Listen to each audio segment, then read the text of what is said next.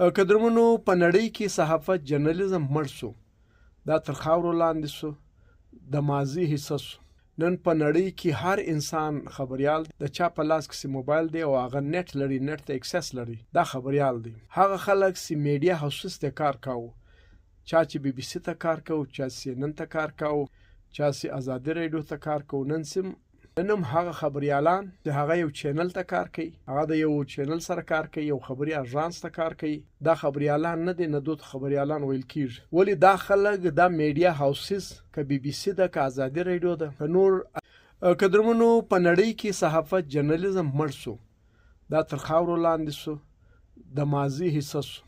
نن په نړۍ کې هر انسان خبریال دی. د چا په لاس کې موبایل دی او هغه نت لري، نت ته اکسس لري، دا خبریال دی. هغه خلک چې میډیا هاوسز ته کار کاوه، چا چې بی بی سی ته کار کاوه، چا چې نن ته کار کاوه، چا چې ازادي رادیو ته کار کاوه، نن هم هغه خبریالان چې هغه یو چینل ته کار کوي، هغه د یو چینل سره کار کوي، یو خبري اژانس ته کار کوي.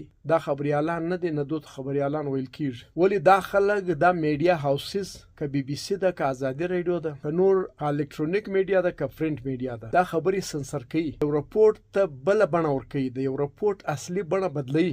هغه خبریالان چې هغه پیسو ته کار کوي، په تنخواه کار کوي، دا خبریالان مجبور دي په خپل هر خبر کې سنسر کوي، چې خپل هر خبر سنسر کی، ډیر حقایق ځنې وباسي. اوس که موږ بی بی سی وګورو، ازادي رادیو وګورو، وایس اف امریکا وګورو، دې چې کومه خبریالي کړې ده، کوم جرنالیزم یې کړی دی، دې پښتانه کام ته تاوان راوړی دی، ګټې نه دی راوړي. په افغانستان کې چې کوم 50 کلن جنگ روان و، دا جنگ دغه میډیا هاوسز بی بی سی، وایس اف امریکا، ازادي رادیو او نور خبري اژانس دغه اوږد کو موقع ورکړله. چا د ازادي په نوم جنگ اوږد کړي، چا دغه جنگ د انسانیت جنگ وبلی، چا ویل چې دغه جنگ د تروریزم خلاف دی، دغه نومونه ورکړي او دغه جنگ یې 50 کلن. په دې جنگ کې دوی 12 میلیون افغانان ووژل، په میلیونونو کونډې پیدا کړې، په میلیونونو یتیمان پیدا کړې، په میلیونونو افغانان یې هجرت ته مجبور کړل. نن د هغو ژوند له ډېرو سختو کړاوونو سره مخامخ دی.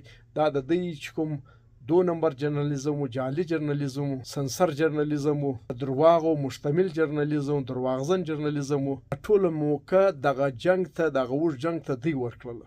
ما خو مخکې دا خبر کړې وله. نن ایلن ماسک د ایکس کوم اونر دی، مخکې چې ټویټر یادېدو، نن سبا ایکس یادېږي. د دې چې کوم مالک دی ایلن ماسک باقاعده اعلان وکړي چې جرنالیزم په نړۍ کې مړ سو.